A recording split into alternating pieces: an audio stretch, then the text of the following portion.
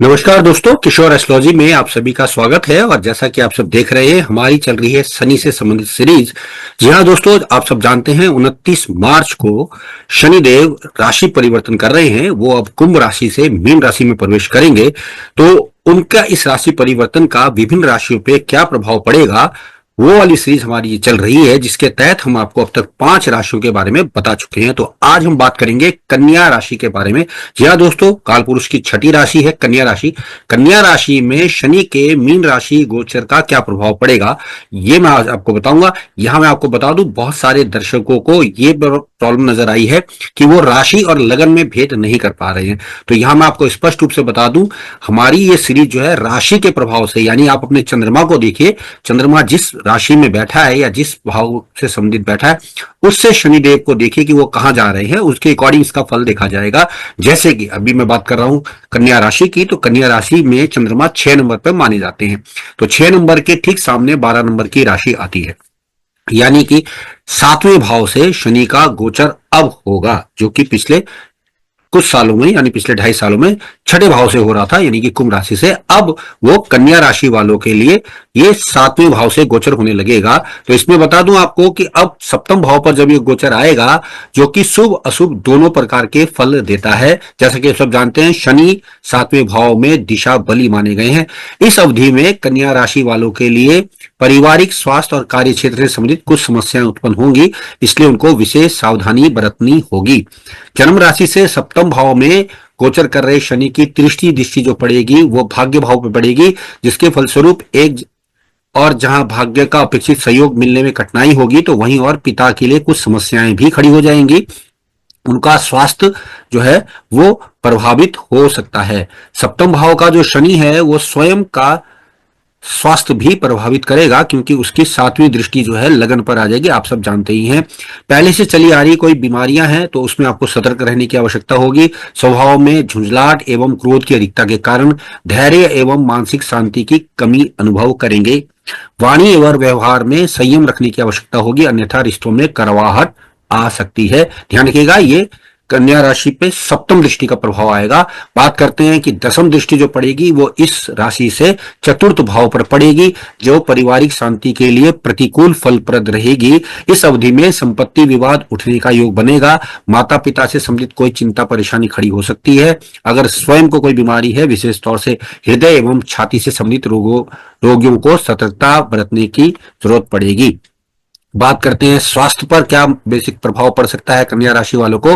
तो मैं आपको बता दूं कि स्वास्थ्य में अगर हम देखें तो शनि का मीन राशि में गोचर मध्यम फल प्रदान करेगा। शनि की स्थिति से आपकी शारीरिक स्थिति में कुछ नरमी आएगी, जिस कारण स्वभाव में झुंझलाहट बढ़ जाएगी। साथ ही पेट, लीवर और निचले अंगों में समस्या हो सकती है। अगर आप पहले से रक्तचाप से, डायबिटीज से या अन्य किसी बीमारी से जूझ रहे हैं, तो शनि का यह गोचर आपको रोगों में वृद्धि दे सकता है।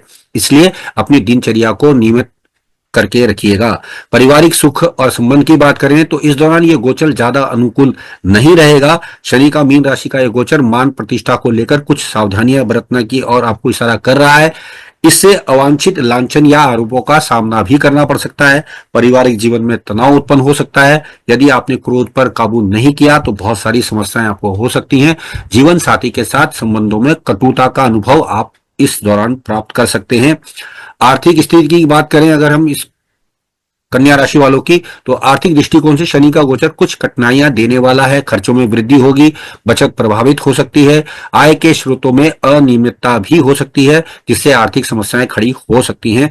अत्याधिक खर्चों से बचें और आर्थिक स्थिति पे इससे नकारात्मक प्रभाव पड़ता नजर आता है। यह गोचर में स्थायी संपत्ति की वृद्धि का योग भी बना रहा है, लेकिन किंतु परंतु जोखिमपूर्ण निवेशों से आपको बचना पड़ेगा। नौकरी और कैरियर की बात करें तो कन्या राशि वालों के नौकरी का ये गोचर शुभ अशुभ दोनों प्रभाव देगा। यदि प्रमोशन का इंतजार कर रहे हैं तो थोड़ा लेट हो सकता है। वेतन वृद्धि के योग बने हैं, लाभ भी इस अवधि में मिलेंगे। जैसा कि आप जानते हैं, शनि 2.5 साल के लिए गोचर करते हैं। शनि का यह गोचर आपका स्थानांतरण भी संभव कर रहा है, क्योंकि वो पत्नी स्थान से बैठ के चौथे भाव को भी देख रहा है, 9वें भाव को भी देख रहा है, तो परिवार में आपको दूर ले जा सकता है। कार्य क्षेत्र में अंदरूनी राजनीति के तहत कुछ संघर्ष उत्पन्न होंगे, जिनसे कारण आपका मन थोड़ा सा परेशान हो जाएगा। उच्च अधिकारियों से कोई भी प्रकार का लाभ की उम्मीद करना इस वर्ष बेईमानी साबित होगा या इस दौरान बेईमानी साबित होगा। बात करते हैं कैसा रहेगा कन्या राशि वालों को के लिए जातकों का व्यवसाय। तो व्यवसाय वालों को मैं बता दूं कि ये मिश्रित फल देगा। इस दौरान कुछ अच्छे परिणाम मिलेंगे तो कुछ कठिनाइयां भी सामने आएंगी।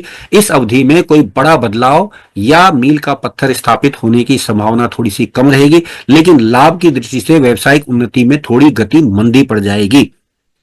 अगर व्यापार विस्तार की योजनाएं बना रहे हैं तो सही तरीके से आपको उसको क्रियान्वित करने में कठिनाइयां महसूस होंगी।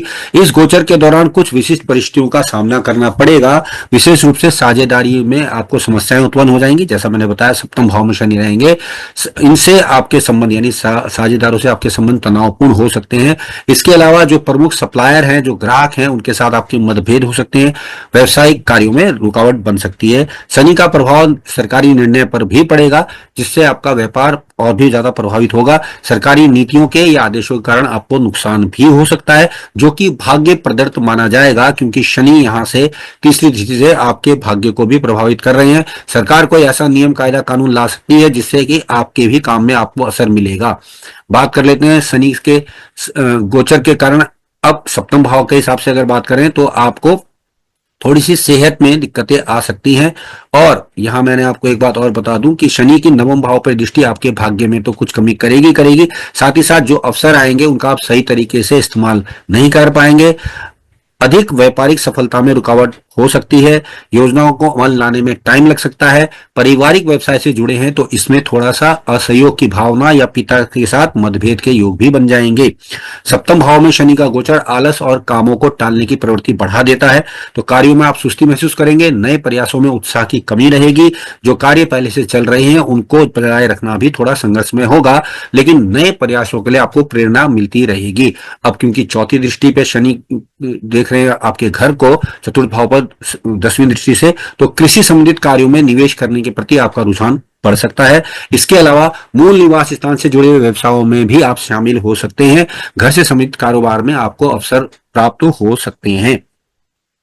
अब इसको दूसरे वे में समझें तो अगर भगवान ना करे आपके पिता को कुछ हो जाता है या पिता से संबंधित कोई कष्ट आता है, तो उनकी जिम्मेदारी यानी उनका जो कार्य व्यवसाय है वो भी आपको संभालना पड़ सकता है। अब बात करते हैं इस राशि वालों को क्या उपाय करने चाहिए। तो यहां मैं आपको बता दूं कि इस राशि वालों को 7 मुखी रुद्राक्ष सोमवार के दिन धारण करना बहुत अच्छा रहेगा।